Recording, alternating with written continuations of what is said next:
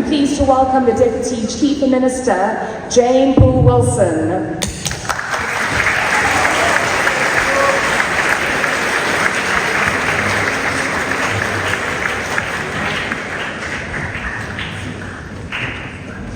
Well, good morning and a warm welcome to each and every one of you here today.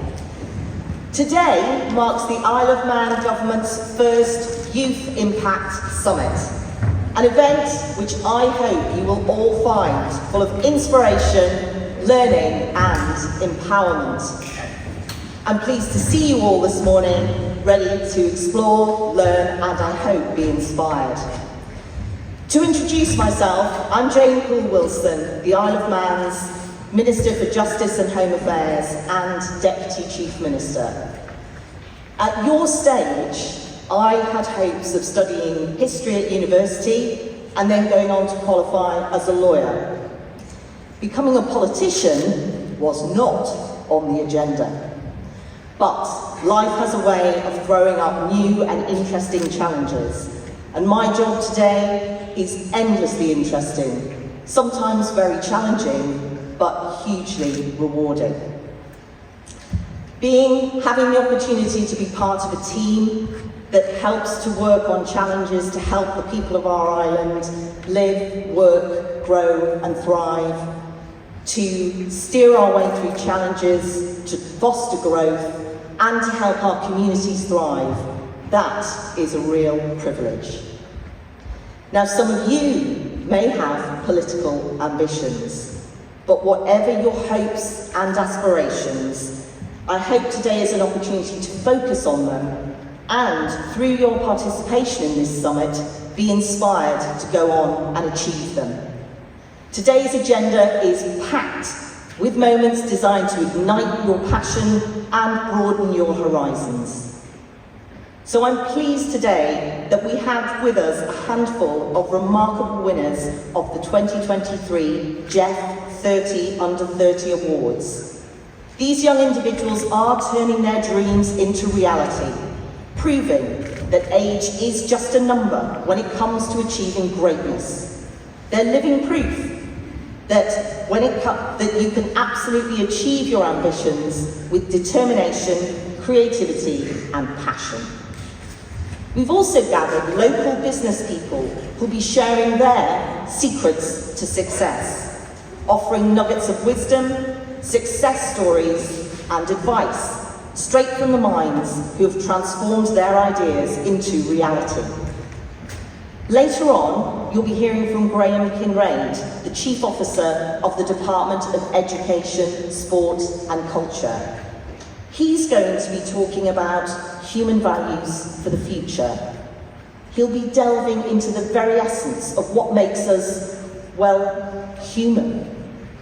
In a world overflowing with technology, this insightful talk will remind us that human values are still the heart of progress.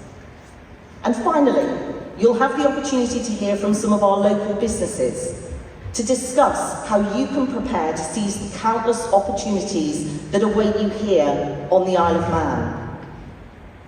We're living in a fast-paced world where innovation and adaptability are key. But it's not just the adults who will take to the stage today. Your peers, the phenomenal Mindcore team that beat hundreds of rivals to win the prestigious Innovation of the Year category at the Junior Achievement Europe Awards in Istanbul for their innovation in AI, they will take to the stage to tell you about their experience. Their groundbreaking mobile app that assists people with visual impairments and neurodiversity successfully won the global accolade, putting the Isle of Man's innovative students on the world stage. So before I hand you over to our panellists, I want to talk about your participation today. We want your voice to be heard, your questions to be answered, and your thoughts to shape the course of this event. So consider this your official invitation to participate, to challenge, and to question. Throughout the day, please use your phones To access Slido and submit your questions, share your insights, and give us feedback that's honest. And I know you've probably heard this before, but I really do mean it. You are this island's future, and we want to help you to shape it. Today isn't just an event, it's a celebration of your potential, your aspirations, and your capacity to create change. It's about embracing the challenges, exploring the opportunities, and then grasping them to forge your future. So let's make this day not just about absorbing knowledge, but about igniting passions, forging connections, and shaping the future through your participation at this Youth Impact Summit. Please enjoy the day.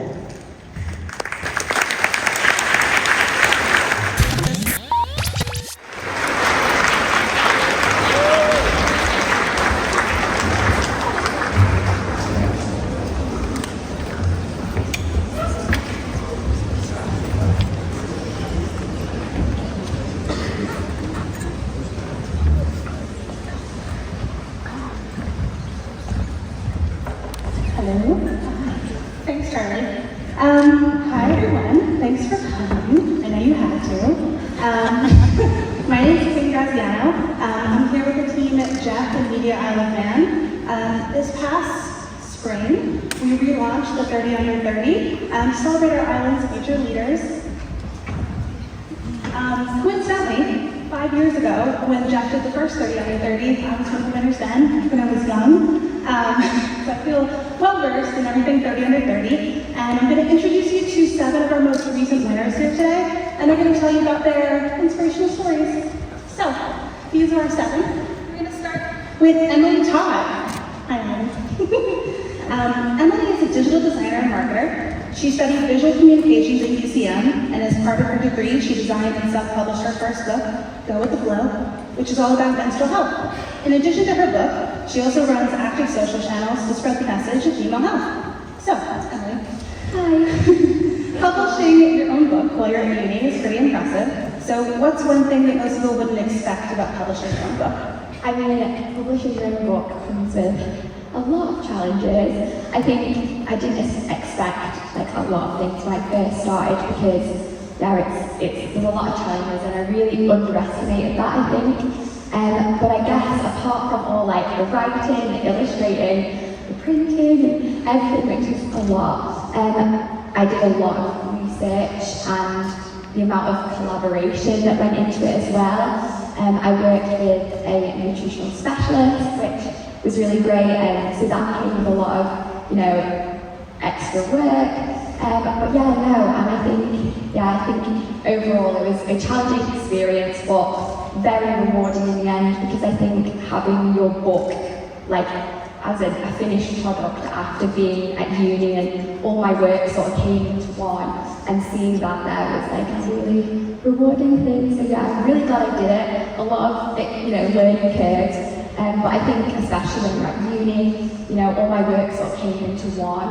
And yeah, it's really nice to see. So although it's a lot of work, I really, I think a couple of other people on my degree have actually done sort of books before, because I think it's a really nice way to showcase what you've done. It's very impressive. Like you're all Thank you. Very cool. Thanks for that. We're going to move along to your seatmate there, Dominic. So, Dominic Wall. Dominic works at Deloitte Isle of Man. He's an assistant manager in the ESG Advisory and Assurance team. And along with his team here, he assisted in the launch of the Deloitte Climate Collective, which brings together communities and businesses to create a sustainable future and make a positive impact. So Dominic, you've lived and worked in a few different countries. What's a sustainability initiative you've seen around the world that you'd love to see in place in the Isle of Man? Thanks for the introduction, Kim. Just for people's reference who might not be aware of what ESG is, it stands for Environmental, Social and Governance, and essentially what that is sustainable business. And it's important for companies to measure, manage and report their impact on the planet, which I'm sure Eve could speak to as well, studying climate change law. The two initiatives, I guess, two categories of initiatives I would say that would be great to see in the Isle of Man. Is one, seeing bold sustainability regulation, in which Europe's kind of leading the way here.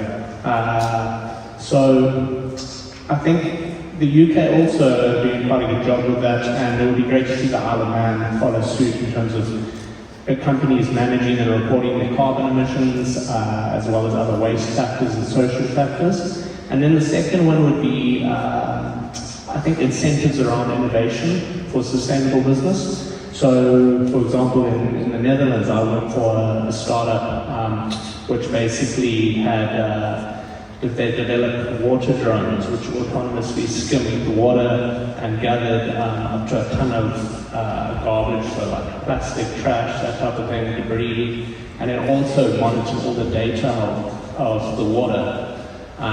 So I think, quite a wacky idea, but that wouldn't have come to life without government grants and incentives to create business like that. Another interesting business would be, in Australia, there's a company called EnviroBank, which it incentivizes you to recycle. So, you take this plastic bottle, and once you're finished with it, the company will, they'll pay you the amount of the packaging. So if it's 10p to create the packaging for this plastic bottle, when you're done with it, you throw it away, you tap your card, and the 10p is added back into your account. So kind of initiatives like that. Nice, awesome, thanks for that.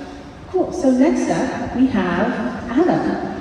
Adam is currently enrolled at UCM studying computer science. He also volunteers with LoveTech, the British Computer Society, and he's the Assets Manager and the Cyber Centurion Team Leader at Code Club. He was recognized as a GitHub campus expert for enriching the on-campus technology community. So, Adam is the only Jeff 30 Under 30 winner who's actually won twice and is still only 20 years old. Are you on your way to world domination?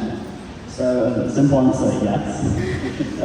But I think there's a lot more to it when you just say world domination, because being on such a small island, we don't really realise how much is out there. Like, when you go away, you kind of see the bigger picture, I suppose. And really, I went away over summer to America, and I met people who do similar things to what I do out there. And it just kind of opens your eyes to, you think world domination, or maybe let's not put it as world domination, because that just sounds like I want to take over. But maybe more conquering the world. Sure. You kind of, there's a lot more people like you that you might not realise being here. You might think, hey, because I'm the only campus expert on the Isle of Man, I feel sort of special. But then you go away and you realise, well, hold on, there's 500 of us around the world. Like, it's not just me. And kind of, it opens your eyes, maybe I'm not going to dominate the world. But I suppose you never know until you try, and being so early into sort of my career and everything, I've got a long way ahead of me to sort of make it happen. You're just getting started. Cool. All right, we're going to pass it over now to Luke. So, Luke started off as an apprentice aerospace engineer and was awarded an Innovation Award at the Northwest Aerospace Alliance Best Apprentice Awards. He then achieved his master's in manufacturing leadership from Lancaster University, and he's now the workshop manager for the island's police and fire service vehicles. That's cool. Luke, going from aerospace engineering to managing police and fire service vehicles is a pretty big shift. So what motivated you to make the career change? It is a big shift, going from engineering sector into sort of motor vehicle sector. I'm from private sector to public sector. There we go. But the engineering was a really exciting career path that I chose initially. But probably about 5 or 6 years into my career, I decided that I had this quality of leadership, and I really wanted to get involved with managing and leading teams within Rolls-Royce Aircraft Company, which I worked for. And at that point, I decided I wanted to further my education, and I undertook a master's degree. And then from that, I was in a supervisory role. I had this qualification, but an opportunity came up to work for the Isle of Man government managing the island's fire and police service vehicles. And it was something that really excited me, you know, something that was really involved with the island and, you know, helping to keep our emergency services running smoothly. And I thought, why not, you know, take that opportunity, and, you know, it was an opportunity as well to develop what I've learned through my masters. And yeah, I get to drive fire trucks around and things like that, blue skies, and I feel like that's every kid's dream at some point. Yes, you can't complain. But yeah, it is a big career shift, but I suppose one key takeaway from my story is, you know, you might be here right now thinking about decisions you've got to make towards your career path, and thinking, if I choose one thing, am I going to be stuck on that path? And I guess, you know, even, you know, you're not always stuck. Later on in life, if you decide you want a career change, a lot of the skills that you learn through your education can be directly transferable to other sectors. So, you know, don't put too much pressure on yourself. Take that risk, do something you're passionate about, you know, if it doesn't work out, or vice versa, if you want to go down the route of something, you know, to fall back on, and then decide later in life, you know, to follow your passions and do it. Wise words, thanks for that. Appreciate that. All right, so next up we have Eve. Eve is a trainee advocate at MNP Legal. She studied law at universities in 4 jurisdictions: Australia, the Netherlands, Scotland, and England, and achieved her master's in global environment climate change law with distinction from the University of Edinburgh Law School. So traditionally, I think people wouldn't associate a career in law with sustainability. So what made you decide to focus on climate change law? I think growing up in the Isle of Man, we're surrounded by so much wildlife. We have this incredible natural environment. We're a UNESCO biosphere reserve. And as a child, I was always really interested in wildlife. I think that passion and curiosity really translated into wanting to help protect it. And I felt that the law is quite a good mechanism for helping to protect the environment. I mean, the core role of being a lawyer is to sort of speak for those who can't speak for themselves, and the climate, wildlife, the environment cannot speak for itself. So I think it's really important we have people in that area advocating for the climate. Good point, love that. Thanks for that. All right, next up, please grab your mic, is Nick Collins. Nick is a senior front-end developer at PDMS. I said that weird. PDMS. That's right. It's fine, it's an acronym. He's the youngest person to take on a senior role in their technical team. He's also the youngest ever board member of Junior Achievement Isle of Man, sitting alongside esteemed leaders of the local business community. You all might recognize Nick from his work with Junior Achievement, but Nick, did you imagine that you'd still be working with JA when you first joined 10 years ago? I suppose, if I was to honestly, no, I didn't expect myself to be still involved with JA to this day, 10 years ago. So ultimately, I got involved with Junior Achievement through the company program, which I'm sure some of you have either taken part in or maybe looking to take part in. And I suppose my advice on that would be 100% take part, because it's allowed me to get where I am today. I started my journey back in 2013, where our team, we won the Isle of Man competition, and you'll hear from one of the teams later on today. I'm sure that will fulfill you with insights on their trip to Istanbul.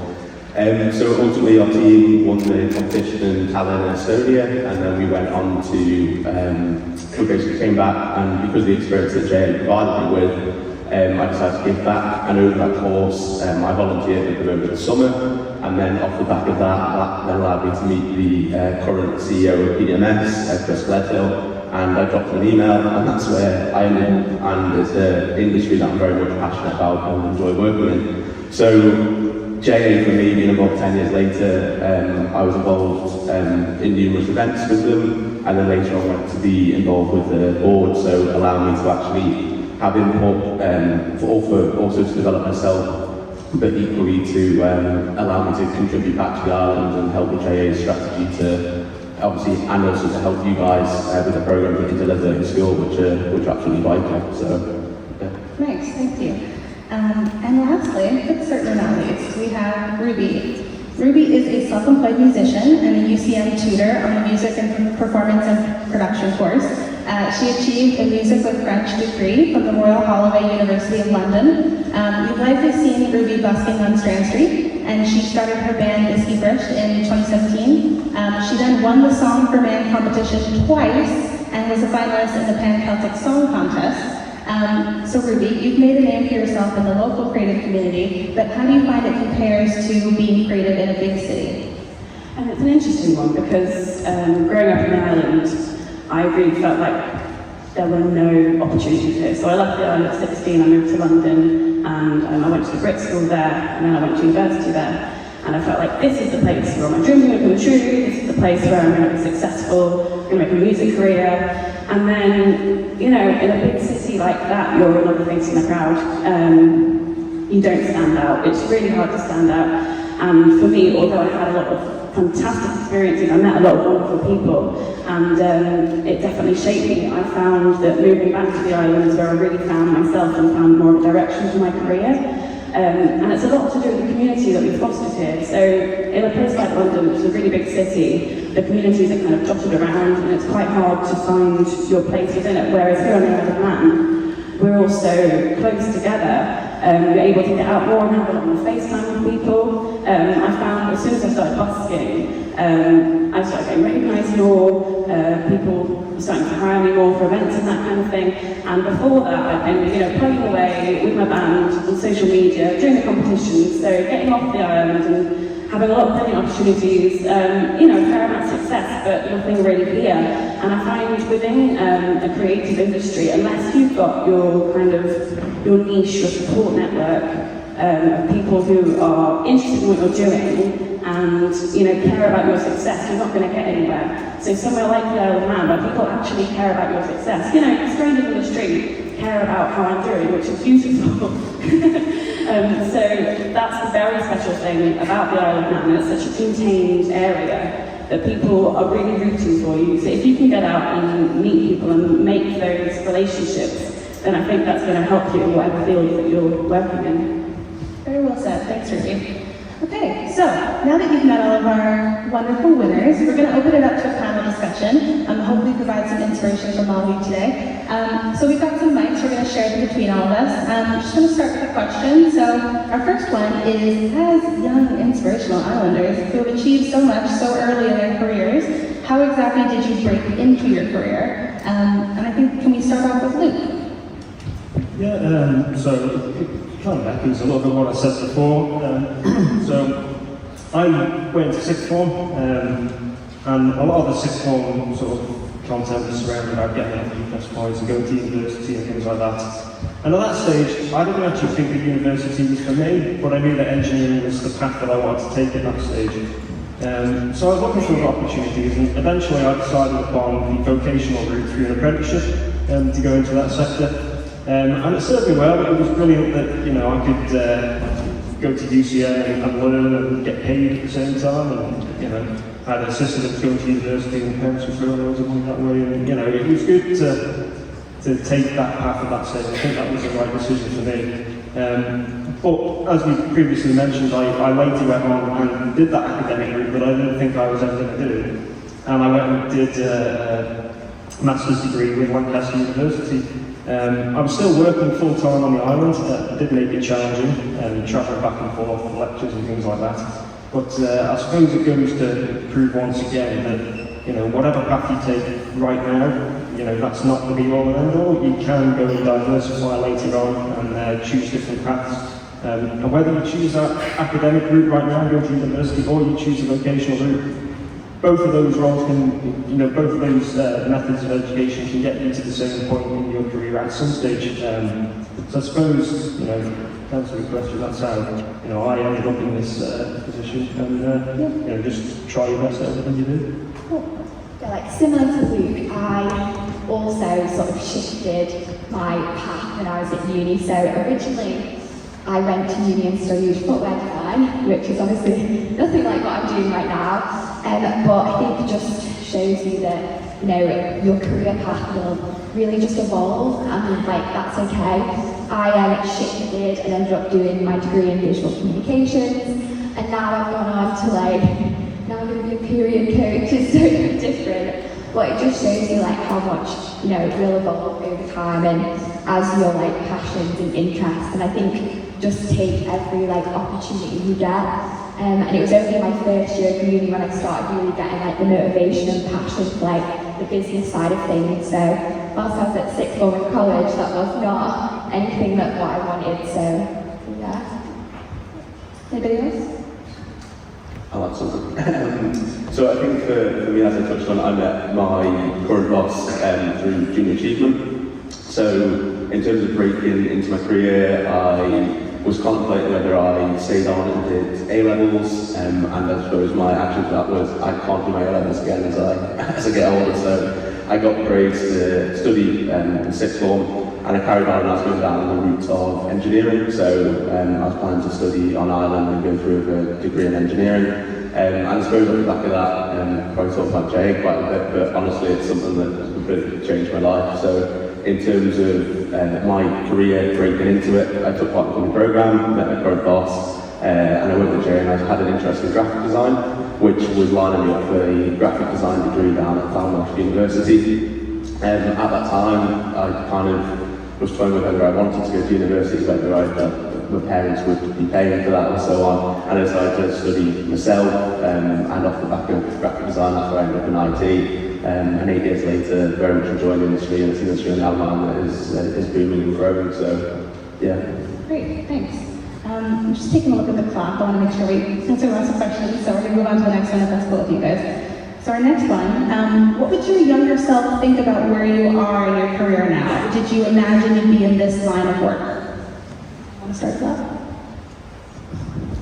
I would say I have family members who are lawyers, which I think helps in the way because you have exposure to sort of the demands of the profession at quite an early age, that it's absolutely not necessary. And for me, I did not want to be a lawyer when I was younger. It's literally like when you got to the age of deciding what to do at uni that I sort of started considering law. And I just felt that at that point it fit within my sort of personality. You know, I'm very analytical, I like to challenge, and I like a good debate, and I think that's, you know, those are quite important qualities for a lawyer. So I would say anyone who has those qualities, I think definitely consider a career in law. Anyone else? Okay. I think for me, I had a clear vision at a young age of what I wanted to do. I've always wanted to do music, it's always been something I'm passionate about.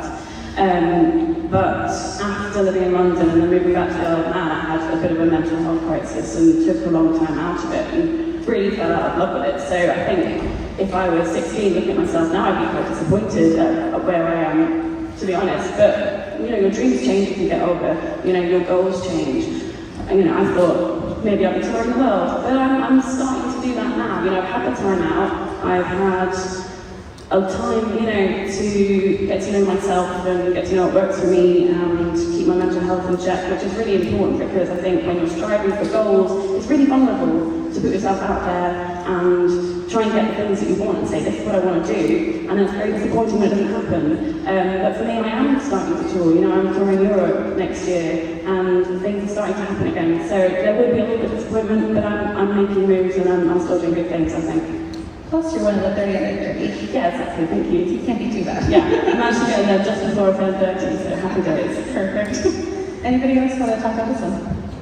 I think, you know, the idea of work, when I was 18, I thought the point of work was to make money so you can go out on the weekend and pop bottles. But actually, you know, I think as soon as you kind of find a mission that's worthy of your work, or you find something that you're passionate about, it can actually act as a bit of jet fuel. And it really helps in terms of upskilling and kind of unlocks those opportunities. Well said. I think also, sometimes there are jobs that exist now that didn't even exist when we were younger. So like social media can be a huge part of what you do now and it doesn't exist. So how can you imagine it? So yeah, things definitely change over time for sure. Anyone else want to talk to this one? No? Great. Okay, so our next question, working remotely. Look at me, doing transitions, didn't even know it. Working remotely and the ubiquity of social media has made it possible to live anywhere and still be connected. So how does technology empower your achievements? I suppose for me, being sort of so early into my career, not really having a job yet, kind of some of these questions aren't aimed, but this one quite handily. So everything we do now can be done online, remotely. Sort of through the internet, through the power of social media, is like, you go to a conference, and sure, you'll meet people, you'll get to know them, but ultimately, a lot of the time, you won't actually meet and talk to the people there. You'll meet them, you'll get connected with them, and then you'll actually have sort of meaningful discussions and conversations with them afterwards, sort of through LinkedIn or through the power of social media. And kind of, it really almost took me to where I am today. Because a few years down the line I took an opportunity and it changed my life. And kind of the only reason that things kept going from that was through the power of social media. So one person found me on the internet, they wanted to do something with me. The next thing I knew, I'm leading a cult on the internet and everything's going crazy. But kind of, without social media, a lot of the stuff I do today just wouldn't have happened. And it's really sort of wild to think. Sure, everyone says social media is bad, stay off it, only do 1 hour a day. But without social media, kind of, the people I know, the connections I have, they just wouldn't exist. And so that's sort of my 2 pence towards this. For sure. I'm in a really similar position, I think, as a creative, throughout all the creative industries. Social media is hugely instrumental in getting your work out there and getting people to see you. It's basically the only way of being seen these days. It's the only channel you see. You have to have an active social media channel for anyone to notice what you're doing. Whereas, as you said, 10 years ago, it was kind of optional. But even bands that have persisted, huge bands that have been around for a very long time and have persisted using social media, now is the time that they're doing it. So I do think that building those connections, like you said, I went to a festival last year, met some people, and now because of that, a brief 2-minute hello, nice to meet you, we've caught up again on social media. And it's once again making those connections and then taking that online, where you're able to expand it. You don't have 5 minutes to catch someone's attention. You can continually do it over a certain amount of time. And that's the reason I'm booking tour dates off the Isle of Man, So it's hugely instrumental in the creative industry. So really, through social media, you don't actually need to meet everyone in person. You might go to an event and they'll have an online platform, like an app, where you can message people from the conference. So you might see someone on stage and think, hey, I really like what they're doing and I'd love to get to know them. But you just couldn't bump into them at the conference because there's thousands of people. You can send them a message through a conference app, get to know them, and you never know. You might work for them one day. Sure. Anybody else want to talk about technology, social media? Yeah? So it's about a bit of a unique outlook on this because the sectors that I've gone into are quite hands-on and practical. So working remotely and things like that is a little bit more difficult. The job has to be done. But in my position as a leader, as a manager, working remotely and having that technology available, certainly in the likes of COVID, we managed to facilitate the activities, that were going on in these workshops and places remotely and meet remotely. And, without that, those practical roles would probably ground to a halt at some stage. So yeah, it's fantastic to have that technology available to us. Most definitely. All right, I'm going to move on to the next one. So, some of us have already spoke to this, but the question is, what opportunities has working on the Isle of Man given you that you don't think you would have had if you worked in the UK? So I think, Ruby, you sort of mentioned this, about just like being part of a small community. Absolutely. One of the main things about being in the Isle of Man that's been so special is that you support the Isle of Man Arts Council. Obviously, most countries have an arts council, but because this is such a small place, you're able to meet the people and you're able to kind of get their support, and I wouldn't have been able to record any of the music that I've done. We wouldn't be able to afford touring if it weren't for the Isle of Man Arts Council and the money that they give us, and they give grants for all sorts of projects. And it's a really, really special thing to have a group of people that recognise the importance of arts in our community and are willing, to put money into it. So that is something that is very particular to the Isle of Man, because if I had stayed in London, I would have had to fight against so many other people to get that funding, whereas here, I'm known and they know that I'm gonna, I'm not gonna run away with money, basically, and I'm gonna do something good with it. So it's a brilliant organisation that, and also Culture Bannon, which is a similar kind of thing. It's a funding organisation, and they support Manx culture and Manx language. So these funding organisations that are very particular to the Isle of Man, it's harder to do outside of the island.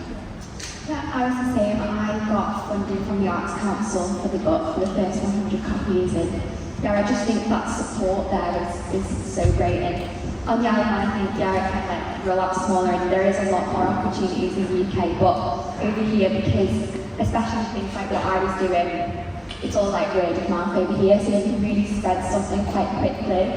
And I think the networking opportunities over here is great, because once you start speaking to one person, like you'll get a million other networks, and that community aspect of it over here is, I think, really helpful. And you know, because we're close, so it's totally different. Whereas here, yeah, you can get that. The funding that I got from the Arts Council really helped, and I think, yeah, it's great. Just to piggyback off that, Emily said about networking and so on, I think there is a perception on the Isle of Man that maybe you want to leave and get to university as soon as possible. But to be honest, I think on the island it is what you make of it. Make the most of the opportunities that are there. We might not be as big as some other countries that you want to explore and so on, but equally, as Adam said earlier, there's opportunities travelling and meeting new people and keeping in touch with social media. You can always go and do that. The Isle of Man really does give you a great starting point for whatever career I feel, and it's also growing. We are small in some sense, but we're also growing, so a number of industries are growing. You can get in early, there's more opportunities, and if you did, you could always do that as a platform to further your career if you did want to do that elsewhere. But I think the number of opportunities, specific industries over here, really like to make a change and a difference to the island. That actually leads us on to our next question, so maybe we'll switch to that one. Is why is a small ecosystem like the Isle of Man able to make a big impact? And do you feel supported by the business community operating in these spaces? So obviously those of you who have worked with the Arts Council and Culture Manor, like that's a huge support. But yeah, any other way that you feel supported by the business community? So, I suppose with the Isle of Man being such a small, close-knit community, everyone kind of knows everyone, which, for a night out, maybe that's not the best thing. But in terms of business, in terms of making an impact, everyone knowing everyone is really great, because you might want to work for a company, and it turns out your mum's best friend's brother's dog works there or whatever. But it's been great for us through my volunteering work at Code Club, because we've come into times of crisis and we've just sort of gone out to people we know, and it's like someone's next door neighbour in the building. Someone can do this, someone can give us that, and it's kind of, it really shows sort of what a welcoming community the Isle of Man is, and really anywhere else you probably wouldn't get that. You'd hear about charity that's having issues, and there'd be no support for them. Sort of, the government wouldn't be able to help, no one would be able to help, they'd just sort of struggle on their own. But really, the Isle of Man, the benefit of everyone knowing everyone is, everyone knows everyone. Any opportunity, you will hear about it, and you should take it, because you never know where it will lead you to in the future. I just think, like, you're just utilising the Isle of Man to the best ability. Like, yeah, it's not great in a lot of aspects, but especially when you're starting, like, your own business, I think really, like, the platform that you have over here, I think, is super beneficial. And yeah, just try and use the Isle of Man as best as you can to the best ability. Yeah. Awesome. So I think I want to have all of us answer this next question if possible. So the next question is, what's something that no one tells you when you're in sixth form or college that you wish you knew then? So Emily, if you want to start. What's the question, sorry? So it's, what's something that no one tells you when you're in sixth form or college that you wish you knew then? I mean, I think just when I was kind of going into sixth form, when I left school, I didn't really get the best grades, and I didn't think I was going to be able to go to uni. I was at that point in my life, so I think just knowing that the amount of opportunities and all the adventures you were going to have past sixth form and past college, like this is just a start. I think my whole sort of career life started when I went to uni like the first year, so just knowing that you can do it, even though you might not think it, there's always a way. If you really want it, you can get it, so yeah. I think that the notion of you have to kind of have everything figured out when you're 18, it's quite a hard ask. You know, your brain only is fully developed when you're 25, and I think there's no rush really. Your experiences will guide what you're interested in. So I think if you just remain curious and enjoy the ride, it will figure itself out. Thanks. So I'm going to kind of take a different spin on this. Everyone tells you, take opportunities. Opportunities, opportunities, opportunities. All the way through your life you'll be told, there are opportunities, take them. But kind of what no one tells you is, when you take these opportunities, how big the reward can be. It's like, look at me now, I'm on stage. That's because I took an opportunity. If someone will say, do you want to do this? Don't just think like, just say yes. You might end up in America. You might end up halfway across the world. If you don't say yes, 5 years down the line, you'll be doing something completely different. I said yes 5-6 years ago. This is where I am now. You know what I mean? You've just got to say yes, take the opportunity. And the way you look at it is, what's the worst that can happen? You lose a few days of your life. The best that can happen, something like this. You know what I mean? Just take it. Yeah, I think similar to what others have said, trying to have it figured out all at this stage in your careers and your lives. You know, certainly for me that wasn't the case. I didn't exactly know what I was going to do, and I hope that we've all demonstrated that you can have this kind of change, and you don't have to follow what you think you're doing right now might not be what you end up doing later on in life when you mature and develop and your interests change and things like that.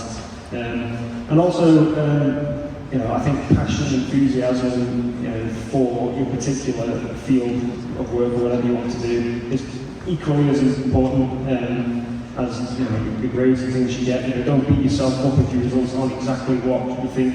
You can achieve fantastic, incredible things. And the Isle of Man is a brilliant platform for that as well. We're a small island.